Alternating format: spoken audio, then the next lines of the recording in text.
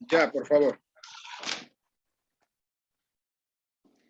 Amantísimo Dios y Padre Celestial, aquí buscamos de tu presencia, Señor, para que tú seas nuestra guía, para que permitas que nuestros sentidos estén atentos a lo que a través de nuestro pastor tú quieras, Señor, enseñarnos para poder construir tu reino y permitas que nosotros podamos ser cada día mejores discípulos. Amén.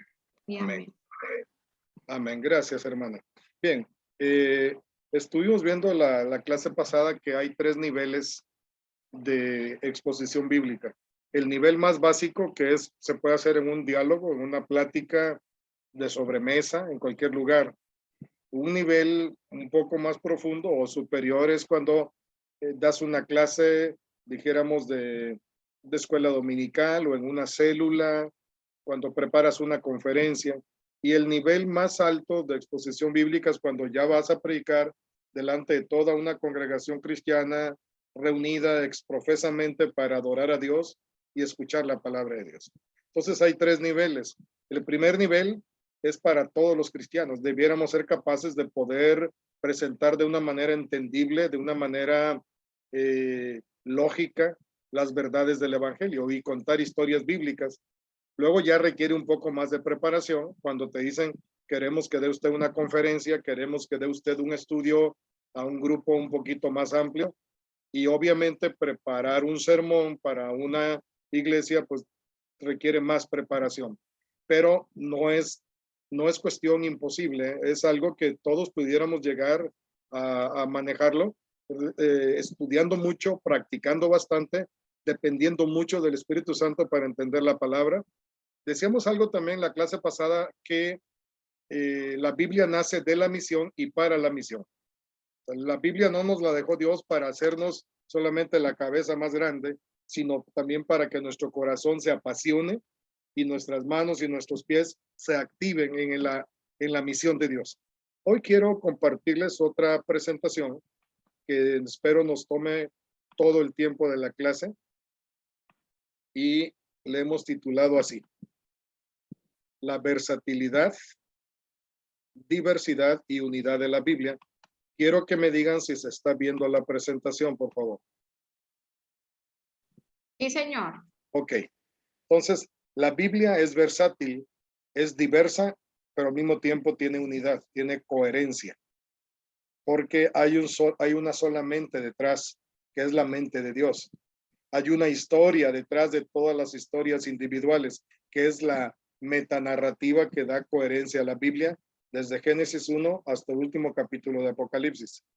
Entonces, se nos ha enseñado que hay 5 miradas para comprender, exponer y aplicar la Biblia. 5 miradas debemos dar nosotros, primeramente para comprender, luego para exponerla y para aplicarla, tanto en nuestra vida como aplicar a nuestra audiencia. Esas 5 miradas están en este dibujo. La primer mirada que tenemos que hacer es hacia arriba, mirar hacia Dios. Eso significa que debemos recibir la palabra como palabra de Dios. Debemos recibir la Biblia como palabra de Dios. Pudiera parecer que esto es innecesario porque los que estamos en esta sala somos cristianos, pero creo que es necesario recalcarlo, enfatizarlo. El libro que tanto leemos, que tanto estudiamos y que queremos compartir a otros, no es cualquier libro, es palabra de Dios y debemos acercarnos a ella, recibirla en oración, en humildad, en una actitud de adoración, como vamos a ver aquí. Esta gráfica, esta imagen nos va a servir. Voy a regresar continuamente. Entonces, la primera, estamos hablando que hay 5 miradas para comprender, exponer y aplicar la Biblia. La primera mirada, el primer paso es mirar hacia arriba. Debemos leer la Biblia con reverencia, con humildad, a veces incluso de rodillas en adoración. No adoramos ese libro que se llama Biblia, sino al Dios que nos la dio. No adoramos como aquella ancianita que dijo, yo sí creo en la Trinidad, creo en el Padre, en el Hijo y en la Santa Biblia. No, La Biblia no es Dios, no la adoramos. Adoramos al Dios que nos dio la Biblia. Es por eso que la primera lectura debe ser mirando hacia arriba. La debemos leer con reverencia, humildad y adoración. Y leemos y estudiamos la Biblia para conocer mejor a Dios, para amarlo más, para obedecerlo cabalmente y servirle fielmente. El estudio de la Biblia no es solamente para conocer más de ese libro o porque me están insistiendo en la iglesia que yo la lea. No, la debemos leer y estudiar para conocer mejor a Dios, para amarlo más, obedecerlo cabalmente y servirle fielmente. Pero debemos creer que la Biblia es lo que ella misma dice ser. La Biblia dice que ella fue escrita inspirada por Dios, que los santos hombres de Dios hablaron siendo inspirados por el Espíritu Santo y que toda la Biblia fue inspirada por Dios y que es útil para enseñar, para corregir, para redarguir y para instruir en justicia. Entonces, cuando tú y yo nos acercamos a la Biblia, la primera mirada que debemos dar es hacia arriba, es mirar a Dios y decirle, Señor, ilumina los ojos de mi entendimiento para que yo entienda tu palabra. Permite que la lea no con superficialidad, sino con interés, con una actitud de adoración. Están entrando más personas. May está aquí. Permítame.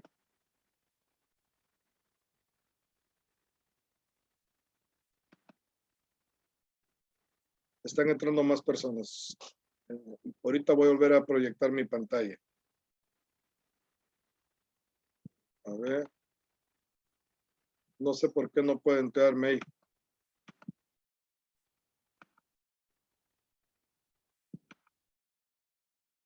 Está queriendo entrar en 3 dispositivos diferentes y ninguno de los 3 logra entrar.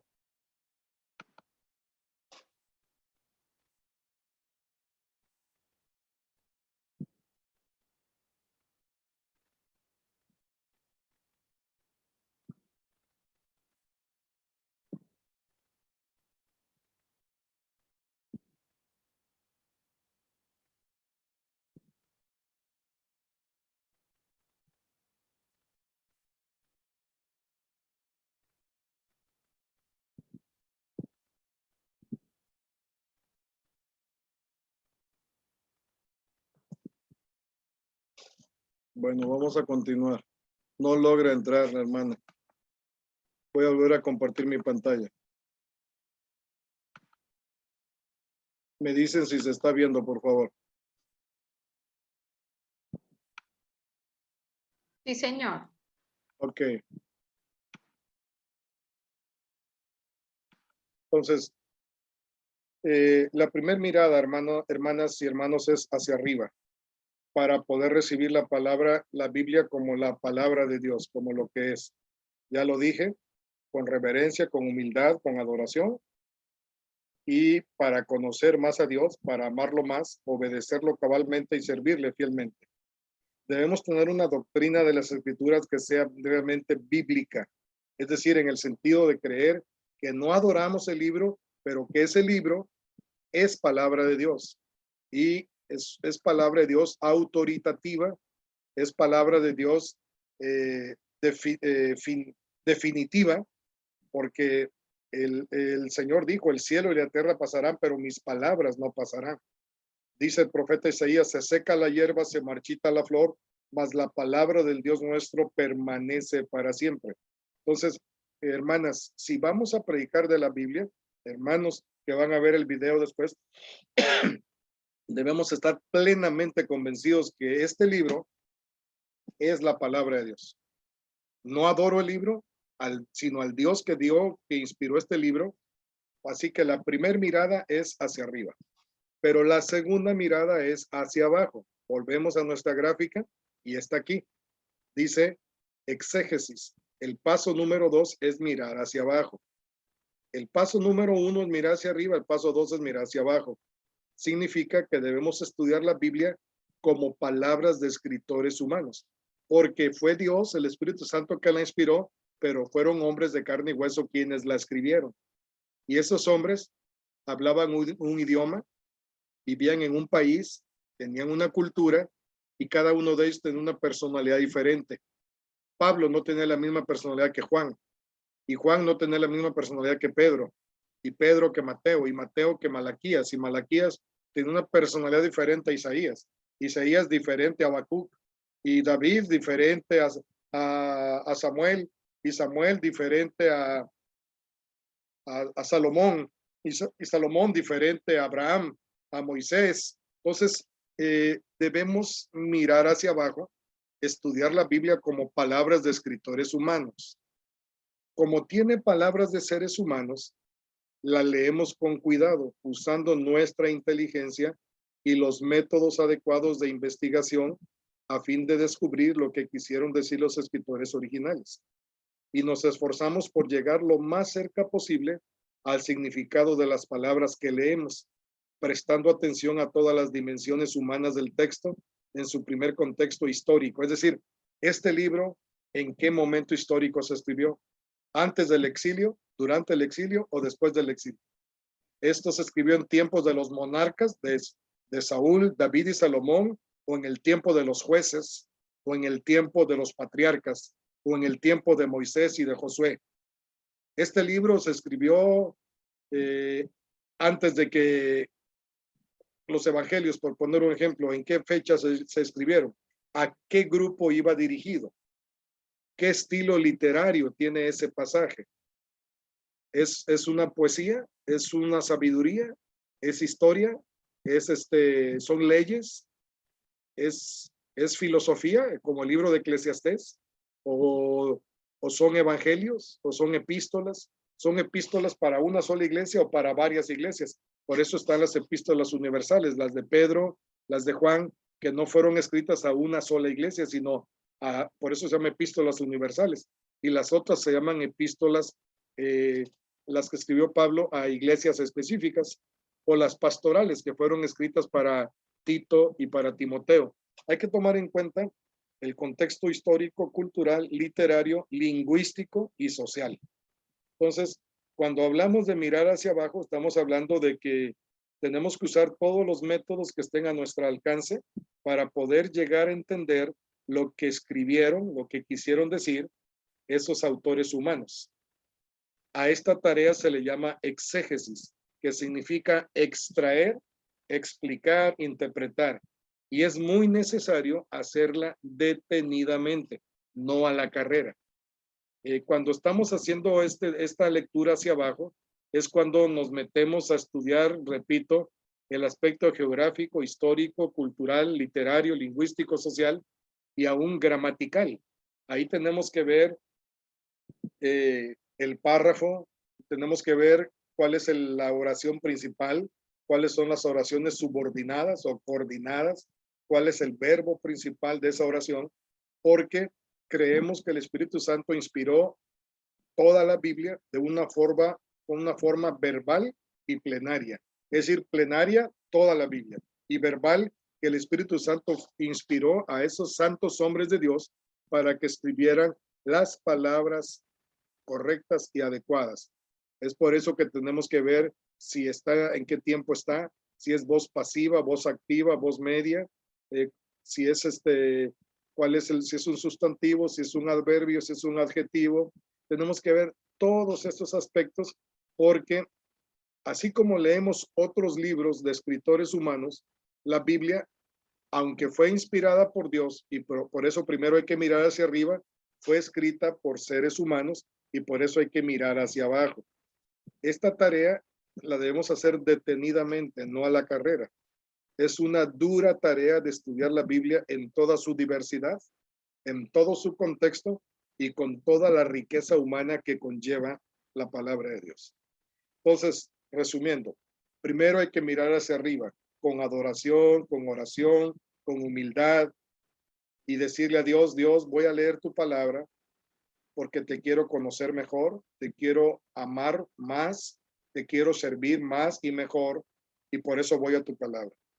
Bueno, ya que estamos yendo a la palabra, hay que mirar hacia abajo y hay que darnos cuenta Por ejemplo, yo ahorita crucé toda la ciudad porque prediqué a un culto unido de la confraternidad de iglesias evangélicas de esta ciudad y prediqué de Lucas 24 y les di todo el contexto y fui exponiendo la palabra de Dios y hice aplicaciones para el día de hoy, pero me fui al texto y fui exponiendo los eventos principales, los verbos, los tiempos, los términos importantes que Lucas, el autor humano, escribió, pero también tratando de extraer los principios divinos, porque el Espíritu Santo, que es el autor divino, usó a Lucas, que es el autor humano. La Biblia tiene dos autorías, la de Dios y la de los santos hombres de Dios que la escribieron. Por eso primero se mira hacia arriba y luego se mira hacia abajo. Pero también hay otras dos miradas. Volvemos a la imagen. Cuando ya estamos llegando al texto, ahora hay que mirar hacia atrás y mirar hacia adelante. Ya miramos hacia arriba, ya miramos hacia abajo, ahora hay que mirar hacia atrás y hay que mirar hacia adelante. ¿Qué significa eso?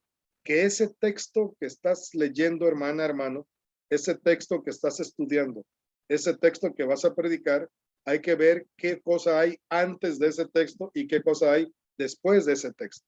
Por eso hay que mirar hacia atrás y mirar hacia adelante. ¿Qué lugar ocupa el texto en el relato global de la Biblia? La Biblia empezó en Génesis y termina en Apocalipsis. Hay un lapso como de 1500 años. Y hay como 40 escritores. Y se escribió en 3 idiomas. Y se comenzó en un momento histórico y se terminó en otro momento histórico. Los últimos libros de la Biblia se escribieron cuando Israel estaba esclavizado por el Imperio Romano.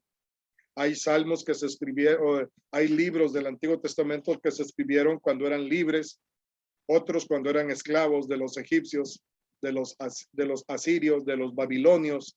Entonces hay que entender ese pasaje. Por poner un ejemplo, si vamos a leer un salmo, hay que tratar de ver en qué fecha se escribió ese salmo. Si ese salmo es de cuando David, antes de que cometiera el pecado con Betsabé o después de que cometió el pecado con Betsabé.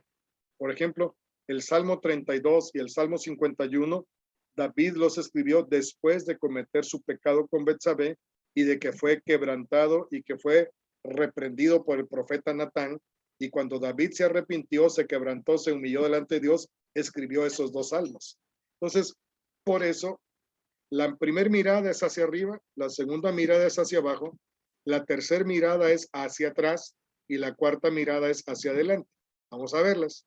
Aquí está, la tercera y la cuarta. Dios nos ha dado la Biblia como un todo, así que debemos interpretar los textos particulares a la luz del relato completo. No debemos tomar textos al azar y tratar de que todos signifiquen lo mismo. Debemos saber qué lugar ocupa ese pasaje en el flujo total de la revelación histórica de Dios en la Biblia. Así que hay que mirar hacia atrás y hay que mirar hacia adelante. Debemos saber ese pasaje que tanto me gusta o que estoy leyendo, que voy a exponer, en qué momento histórico se escribió y qué parte del flujo total de la revelación de Dios, en qué lugar está, qué lugar ocupa. Así que para eso hay que mirar hacia atrás y hay que mirar hacia adelante. Probablemente en la próxima clase les voy a compartir la exposición bíblica de un salmo. Pues lo voy a predicar aquí delante de la pantalla, lo voy a grabar, se los voy a enviar para que vean que ese salmo se escribió en un momento, pero ese salmo habla de un evento histórico que sucedió en tiempos del Éxodo. Y ese mismo salmo lo vuelve a mencionar, el mismo párrafo, el escritor de la carta a los Hebreos. O sea que el salmo está aquí y si miramos hacia atrás, ese salmo habla del tiempo del Éxodo, varios siglos antes, pero después se vuelve a mencionar en la carta a los Hebreos, la cual se escribió varios siglos después del libro de Salmos. Entonces, y es bien interesante ver que ese párrafo hay que mirarlo hacia atrás, hay que mirarlo hacia adelante. Ese salmo, no les voy a decir cuál es, sino que lo voy a grabar, lo voy a predicar y se los voy a mandar, o bien el próximo viernes aquí delante de la pantalla lo voy a predicar para que ustedes se den cuenta cómo a ese salmo le vamos a hacer las 5 miradas, pero específicamente cómo a cada pasaje de la Biblia tenemos que mirarlo hacia atrás y hacia adelante, porque la Biblia es un total, es un todo, no son partes desconectadas. A veces así vemos, así lo hemos visto, porque nadie nos ha enseñado que la Biblia es una gran historia que tiene muchas historias pequeñas que cuelgan de esa gran historia. Y normalmente la mayoría de cristianos, aún pastores, ven a la Biblia como un libro de historias desconectadas, que no tiene coherencia, que no tiene unidad. Y es lo que por eso el título de esta lección es la versatilidad, la diversidad y la unidad de la Biblia. Aunque es diversa, tiene una unidad. Entonces, debemos observar qué hay antes y qué hay después del texto que estamos estudiando y cómo cabe dicho texto en la Biblia como un todo. También consideramos el pasaje desde la perspectiva global de la teología bíblica. Al interpretar cada texto a la luz de la Biblia como un todo, también podremos ver la contribución que cada texto particular hace al mensaje global de las Escrituras. Cada texto de la Biblia aporta algo al mensaje total de las Escrituras. Por eso es importante mirar hacia atrás y hacia adelante. Pero vamos a la quinta mirada, porque recuerden que dijimos que hay 5 miradas para comprender, exponer y aplicar la Biblia. La primera mirada, como dice aquí, es hacia arriba, es hacia Dios. Por eso hay que orar antes de leer la Biblia y tener fe de que ese libro es palabra de Dios. Bien. Luego, ¿qué tenemos que hacer? Mirar hacia arriba, mirar hacia abajo, mirar hacia atrás, mirar hacia adelante y por último, hay que mirar hacia aquí y ahora, hacia aquí. Ustedes están en Colombia, yo en México. Entonces, la aplicación es para aquí, o sea, el lugar donde vivimos, y es para ahora, el momento que vivimos. Aquí ya no se trata de ver qué aplica, cómo aplica ese pasaje a la época de Pablo, o a la época de David, o a la época de Moisés. Aquí se trata de cómo aplicamos ese texto aquí en Colombia, aquí en México, ahora en mayo del 2022. Así que primero es mirar hacia Dios, luego es mirar hacia el texto bíblico y por último es mirar hacia el mundo de hoy. Un mundo global, un mundo posmoderno, una sociedad pospandemia con grandes problemas ecológicos, políticos, sociales, espirituales.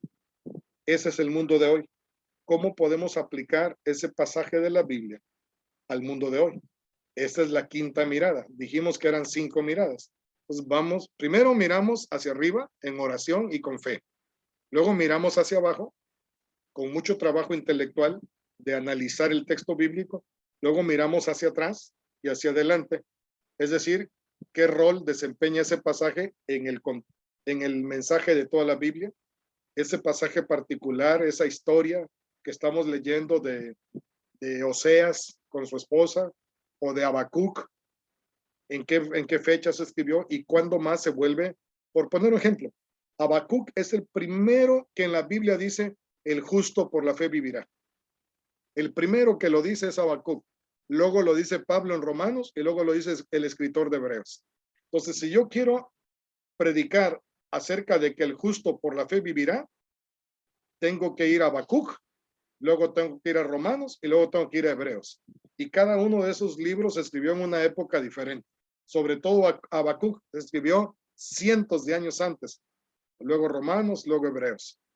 Pero hay que ver cómo esa frase o esa oración gramatical, el justo por la fe vivirá, hay que mirar hacia atrás y mirar hacia adelante. Realmente, que en el flujo total de la Biblia, ¿qué lugar ocupa esa frase, esa oración de que el justo por la fe vivirá? ¿Habrá algún ejemplo en el Antiguo Testamento de alguien que vivió por fe? Sí, el patriarca Abraham. Y creyó Abraham a Dios y su fe le fue contada por justicia. ¿Y hay algún otro ejemplo en el Nuevo Testamento de alguien que vivió por fe? Sí, el apóstol Pablo, quien dijo, porque por fe andamos, no por vista. Así que hay un principio bíblico que el justo por la fe vivirá. Y nosotros hoy, en el siglo XXI, en el 2022, debemos vivir por fe. Eso es, no estoy haciendo como un pequeño ejercicio de esa frase de que el justo por la fe vivirá, poniéndoles como ejemplo ese versículo de Habacuc, que hay que mirar hacia atrás y mirar hacia adelante, pero también hay que mirar aquí y ahora, el tiempo presente. Dios nos habla por medio de su palabra, así que debemos aplicarla a nosotros mismos. La primera persona a quien hay que aplicar lo que estamos leyendo es nosotros mismos. Luego hay que aplicarla a la iglesia a la cual pertenecemos, a la iglesia cristiana universal, pero también al mundo que nos rodea. Esta tarea se llama aplicación y la debemos manejar no a la ligera, sino con cuidado y con integridad. Y ojo, no debemos torcerla conforme a nuestros deseos. No, debemos dejar que la Biblia nos diga todo lo que nos tiene que decir. Dice Santiago que la Biblia es un espejo, pero que no debemos ir al espejo y luego olvidar lo que el espejo nos reveló. Debemos aplicarla a nuestra vida, aquí y ahora. Debemos permitir que Dios nos guíe a través de la Biblia. La Biblia no es una cajita mágica de la cual extraemos de vez en cuando una promesa o un milagro. La Biblia es toda una metanarrativa que va de Génesis a Apocalipsis y tiene una sola historia, de la cual cuelgan muchas historias individuales. Pero la gran historia que está en la Biblia es la historia del reino de Dios, de la misión de Dios, de la gloria de Dios. Entonces, ¿cómo aplicar eso aquí y ahora? Esa es la tarea de la aplicación. Miren, hermanas y hermanos, la Biblia es inspirada por el Espíritu Santo.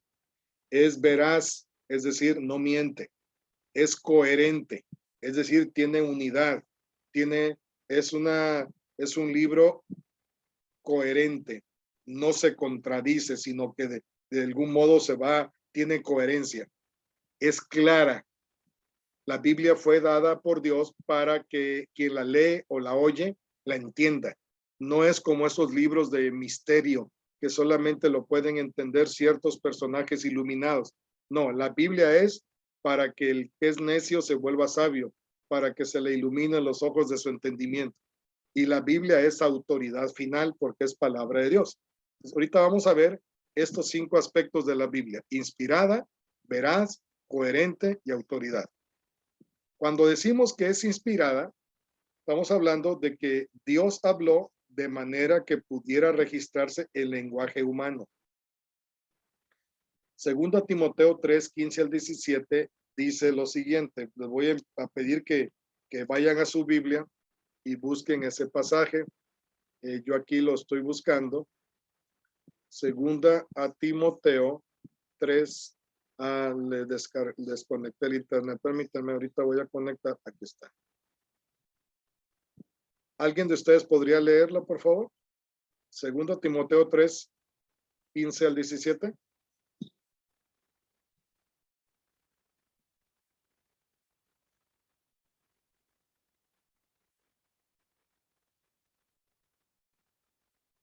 Léanlo, por favor, hermanas. Lo leo y dice: desde niño conoces las sagradas escrituras que te pueden hacer sabio.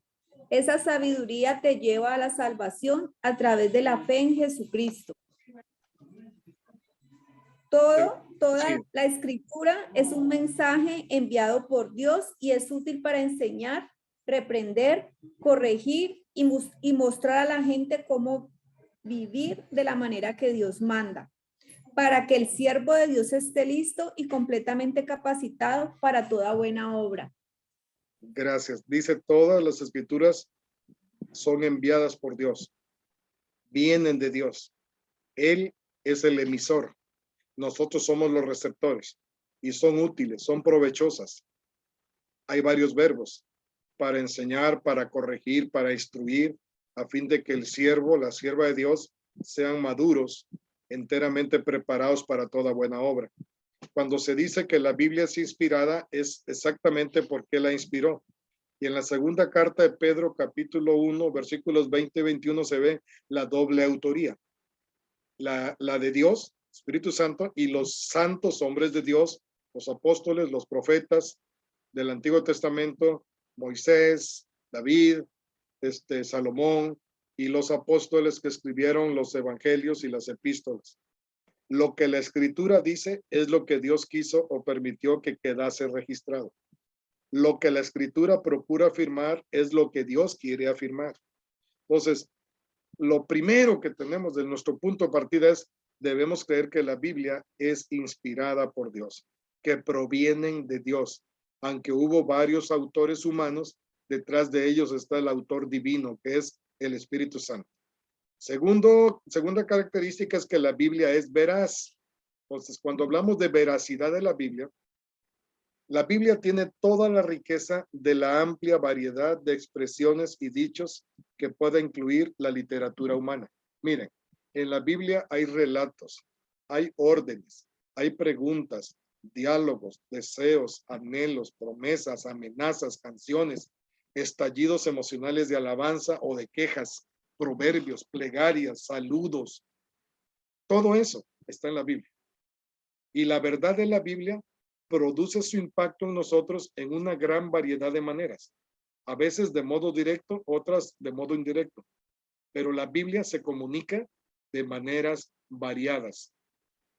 Por ejemplo, ahorita que vine de predicar en ese culto, el pasaje que prediqué es un diálogo que Jesús tiene con los caminantes de Emaús, que van caminando de Jerusalén a Emaús, cabizbajos, derrotados, sin esperanza, porque ya es el tercer día y Jesús no ha resucitado, según ellos.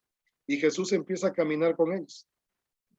Y en esa narrativa de Lucas, Jesús tiene un diálogo con estos dos. Uno se llama Cleofas y el otro no viene su nombre.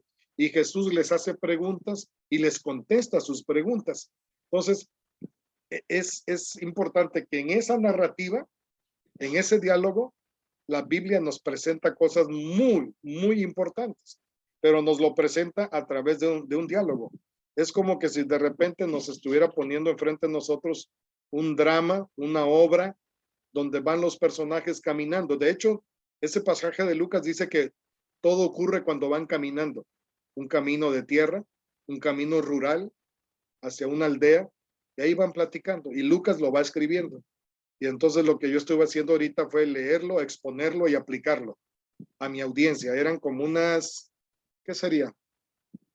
Unas 60 personas tal vez que estaban enfrente de mí hace poquito más de media hora. Expuse 30 minutos porque venía para esta clase. Y ya se lo había dicho al que me invitó, nomás tengo 30 minutos. Pero yo compartí ese pasaje creyendo que la Biblia es veraz, que la Biblia es verdad. Pero la verdad que hoy expuse, la expuse a partir de un pasaje que es una narrativa donde hay diálogos y preguntas. La Biblia nos comunica su verdad de maneras variadas. Los escritores de la Biblia tuvieron diferentes perspectivas. Por ejemplo, en el Antiguo Testamento hay dos informes sobre un mismo periodo de la historia de Israel. Primero, los libros de Samuel y Reyes, y más tarde los libros de Crónicas. Samuel tiene 2, Reyes tiene 2 y Crónicas tiene 2. Y todos hablan del mismo periodo de la historia, pero desde diferentes perspectivas. Hay que entenderlo. Por ejemplo, encontramos diferentes perspectivas de la vida cuando comparamos Proverbios con Eclesiastés y con Job. Fíjense que en el 2020, cuando empezó la pandemia, yo estaba estudiando la maestría en estudios teológicos y en una de las materias nos hicieron leer el libro de Eclesiastés como tarea, estudiarlo, y nos hicieron leer un libro de un autor español que es un comentario sobre el libro de Eclesiastés, un comentario de un erudito en hebreo, porque Eclesiastés se escribió en hebreo. Y justo fue una lectura muy difícil, muy difícil. Ese autor español escribe de una manera muy compleja, muy profunda, pero a mí me sirvió, porque el libro de Eclesiastés tiene una frase que se repite muchas veces: vanidad de vanidades, todo es vanidad. El escritor de Eclesiastés escribió ese libro en un momento podríamos decir, de fastidio, con un momento cuando se dio cuenta que todo lo que había hecho en la vida no le satisfacía, que su corazón estaba vacío, aunque fue rico, aunque fue famoso, aunque fue poderoso, aunque se dio todos los placeres de la vida del mundo, aunque la hizo de todo, se dedicó a la botánica, a la zoología, se dedicó a muchas cosas. Al final de cuentas se dio cuenta que su corazón estaba vacío. Y escribe el libro Eclesiastés. Puede resultar pesimista, puede resultar una actitud derrotista de la vida, pero si uno lo lee y capta muy bien, lo que nos está diciendo Eclesiastés es que vivamos día a día, que vivamos día a día. Y leer eso cuando estaba la pandemia en su mero pico, donde cada día morían muchas personas, y en el chat me avisaban: ya murió otro pastor, ya murió otro pastor, y han muerto miles en tal país, millones en tal país, y ya son tantos millones que mueren por el COVID-19 en todo el mundo. Leer ese libro, en vez de causar un impacto de pesimismo, al menos lo que me hizo ver es: hay que vivir un día a la vez, porque no sabemos lo que va a traer el día de mañana. Entonces estoy diciendo esto porque el libro de Proverbios es un libro de sabiduría. El libro de Eclesiastés es un libro de una persona que se puso a filosofar, que se puso a especular, que se puso a reflexionar sobre la razón de la vida, el por qué, y él llegó a la conclusión de que todo es una repetición, de que todo es vanidad de vanidades, que todo causa, las cosas de esta vida no dan la verdadera satisfacción. Y el libro de Job nos da otra perspectiva de la vida. Entonces, es interesante porque los escritores de los libros de la Biblia tienen diferentes perspectivas, y Dios es quien está detrás de ellos. Nos quiere que tú y yo veamos todas esas perspectivas. Simple y sencillamente, hay personas que dicen: ¿por qué Dios no nos dejó solo un evangelio? ¿Por qué 4? Y cada uno tiene una perspectiva singular. Por ejemplo, Mateo, Marcos y Lucas se parecen entre sí un poco, por eso se les dice sinópticos, pero Juan es muy diferente a esos 3. Y todavía Marcos se parece menos en un sentido. Mateo y Lucas se parecen un poco más porque hablan desde Jesús, desde su nacimiento. En cambio, Marcos no habla del nacimiento, y Juan menos. Juan se va hasta el principio. Dice: en el principio era el verbo, y el verbo era con Dios, y el verbo era Dios. O sea, Juan es como que nos está hablando, usa términos de Génesis. En el principio creó Dios los cielos en la tierra, dice Génesis 1. Y Juan 1 dice: en el principio era el verbo, y el verbo era con Dios, y el verbo era Dios. Todas las cosas por él fueron hechas, y sin él nada de lo que ha sido hecho hubiese sido hecho. Entonces, la perspectiva de Juan es muy diferente a la de Mateo, a la de Lucas y a la de Marcos. ¿Por qué 4 evangelios? ¿Por qué Dios no nos simplificó la vida y nos dio solo uno? Precisamente porque necesitamos todas las perspectivas que Dios nos ha dado para comenzar a captar la verdad completa sobre Jesús. Y déjenme decirles algo: hasta que estemos en su presencia y le veamos cara a cara, vamos a poder captar completamente la verdad sobre Jesús. Por eso el apóstol Pablo dice: ahora conocemos en parte, ahora vemos como en un espejo, de manera un poco nebulosa, pero habrá un día cuando lo conoceremos cara a cara, porque le veremos tal como Él es.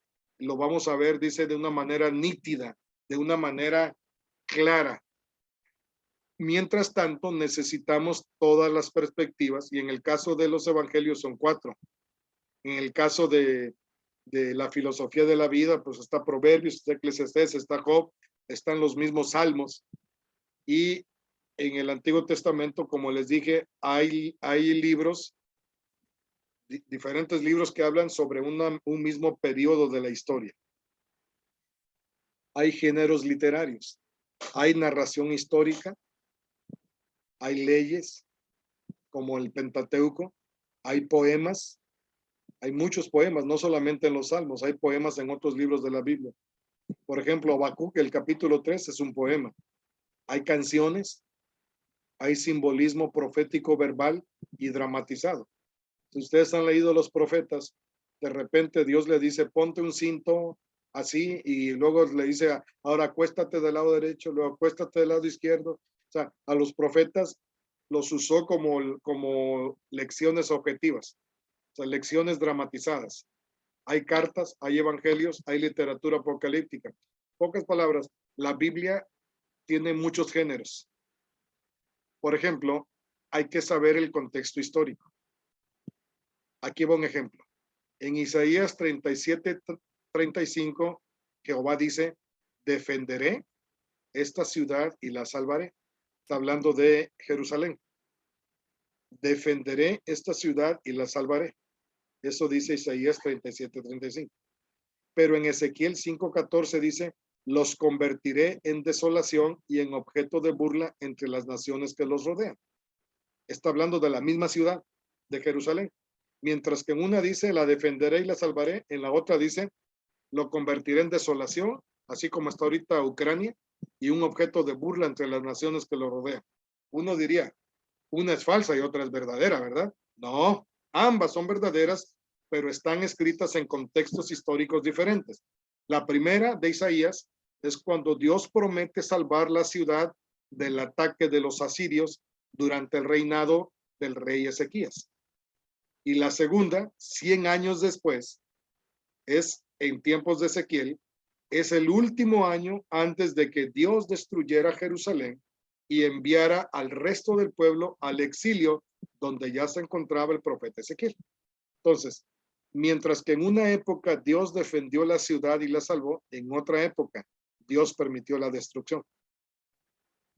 Por eso es que hay que saber en qué tiempo escribió Isaías y en qué tiempo escribió Ezequiel. Entonces, esto es muy importante. No es que una sea verdad y otra sea mentira. Ambas son verdaderas, pero están escritas en contextos históricos diferentes. La historia modifica las circunstancias y Dios nos habla en el contexto de la historia.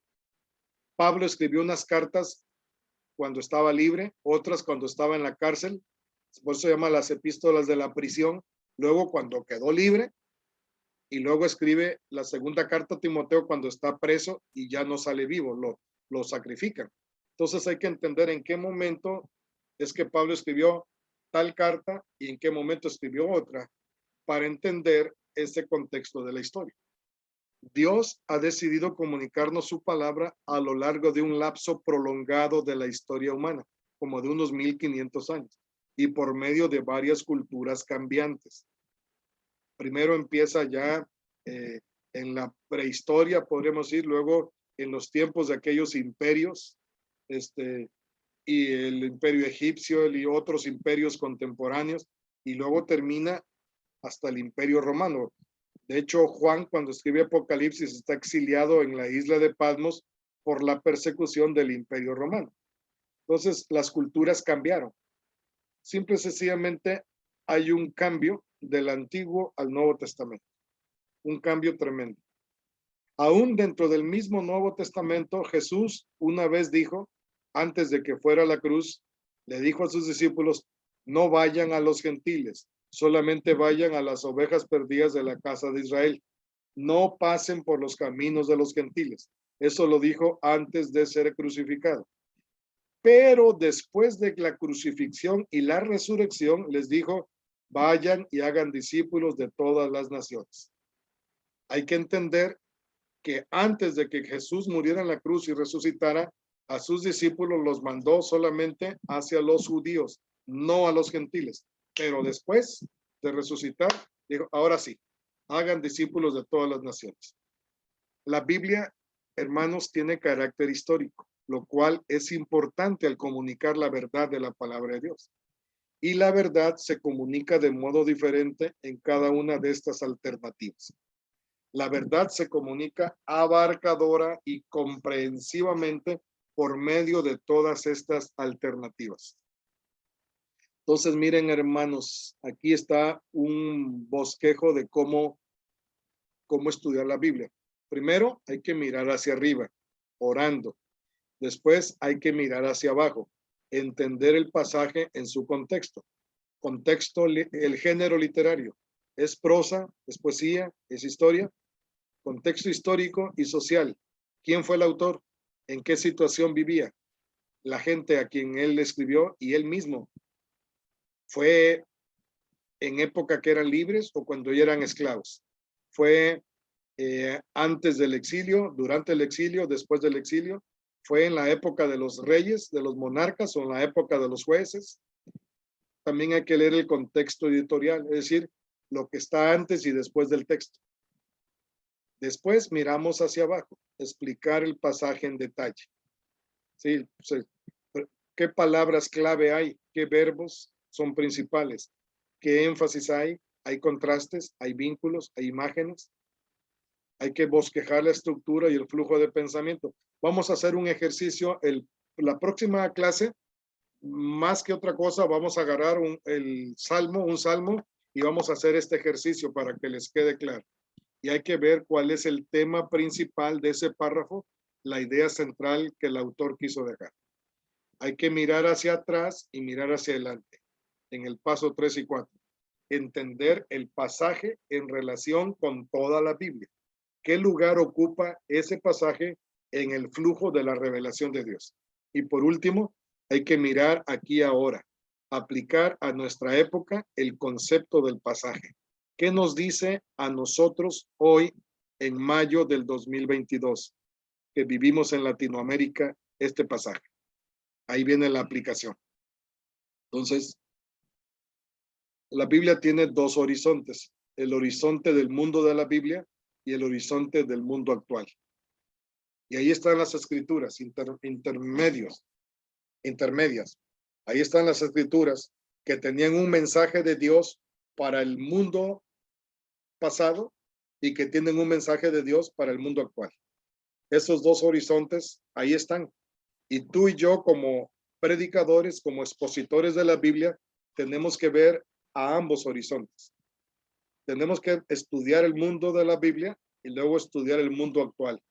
Porque la Biblia que estamos enseñando y predicando, se la estamos predicando y enseñando a gente contemporánea, a gente que no habla hebreo, ni arameo, ni griego, sino que habla español o habla algún dialecto o algún otro idioma o habla, no sé, cualquier otro idioma.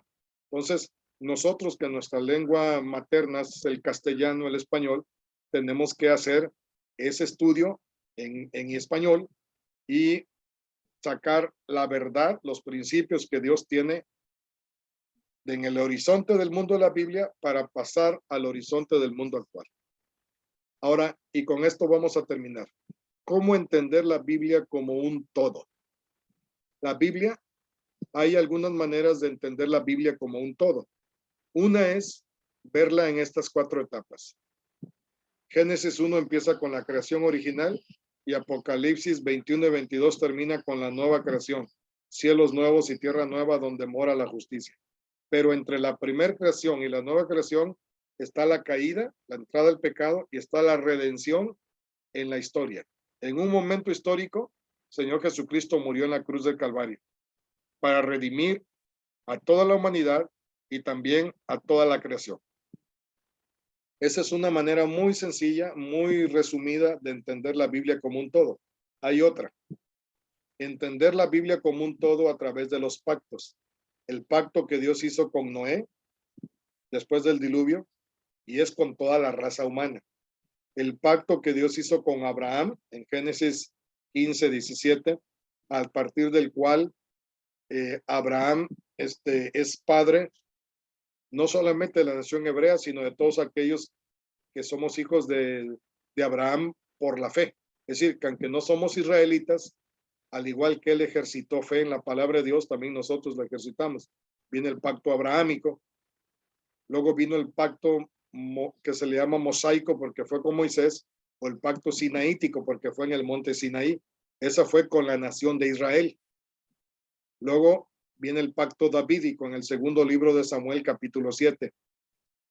Dios, Jehová, hace un pacto con David y desde allí se espera al Mesías que será linaje de David. Por eso el Señor Jesucristo lo reconocían como el hijo de David. Recuerdan que el ciego Bartimeo clamaba diciendo, hijo de David, ten misericordia de mí, hijo de David. Y cuando Jesús entró a Jerusalén montado en un burrito, decían, Hosana al que viene en nombre del Señor, Hosana al hijo de David. Porque Dios se había hecho un pacto con David, que un descendiente suyo de David heredaría el trono davídico eternamente y para siempre. Entonces se empezó a entender que el Mesías tenía que ser del linaje de David. Y Jesús nuestro Señor, si ustedes leen Mateo y leen Lucas, nos habla la genealogía del Señor Jesucristo y en esa genealogía está el rey David. Es uno de los ancestros, antepasados del Señor Jesús. El Señor Jesús es del linaje del rey David. Por eso el pacto davídico es importante. Pero el Señor Jesucristo dijo, la noche que instituyó la cena del Señor, dijo, esto es mi cuerpo que por ustedes es partido. Y luego dijo, esta es la copa del nuevo pacto. Esta es la copa de la sangre del nuevo pacto que por ustedes será derramada. Ya el profeta Jeremías y el profeta Ezequiel habían anticipado que un día Dios haría un nuevo pacto. Y en ese nuevo pacto Dios ya no escribiría su ley en tablas de piedra, sino en el corazón de las personas. Entonces, Señor Jesucristo nos introduce en el nuevo pacto con su sangre derramada en la cruz de Calvario.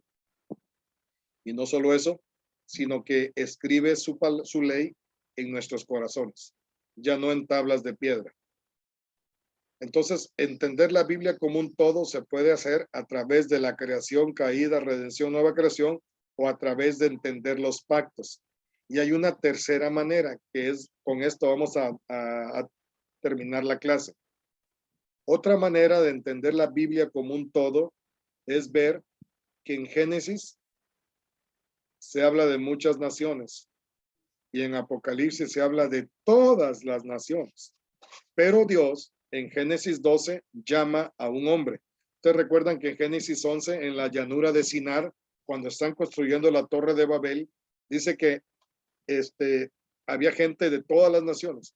Hablaban un solo idioma, pero a partir de allí empiezan a hablar diferentes idiomas. Y si ustedes leen Génesis capítulo 10, dice, voy a leer tantito el capítulo 10 de Génesis. Hay una frase que se repite, una fórmula. Dice, versículo 5 de Génesis 10 dice, de estos se poblaron las costas, cada cual según su lengua, conforme a sus familias en naciones. Luego está versículo 20. Ese que leí fue el versículo 5.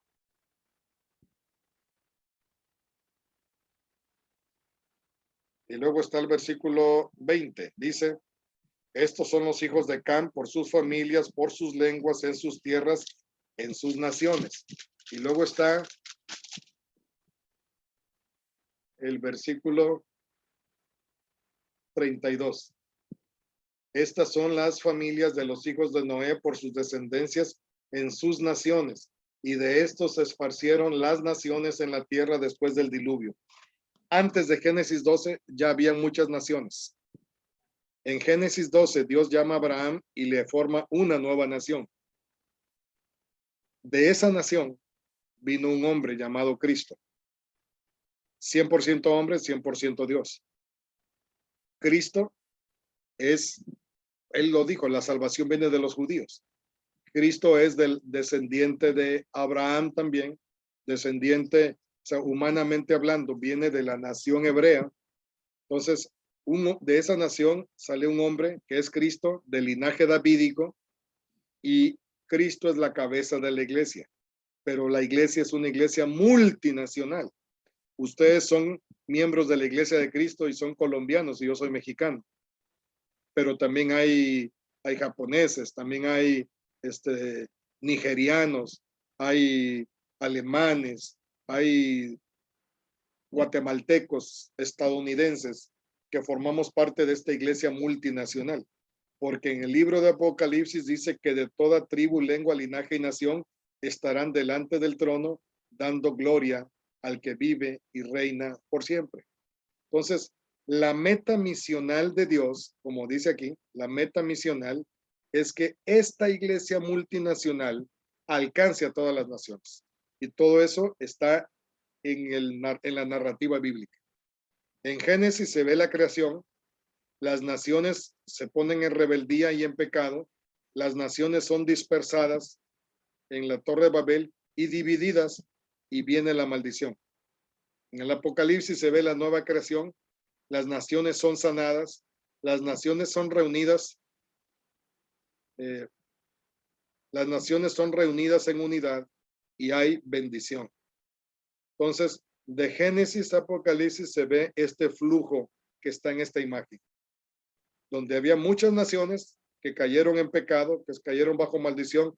Dios forma una nación, nación santa, pueblo adquirido por Dios.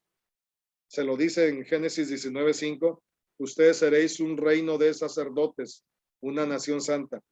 De esa nación surge el Mesías, el Cristo, quien forma una iglesia multinacional para alcanzar a todas las naciones. Esa es la meta misional de Dios. Y así hay que leer la Biblia, de una manera misional. Y lo importante es que por la gracia de Dios, tú y yo pertenecemos a esa iglesia.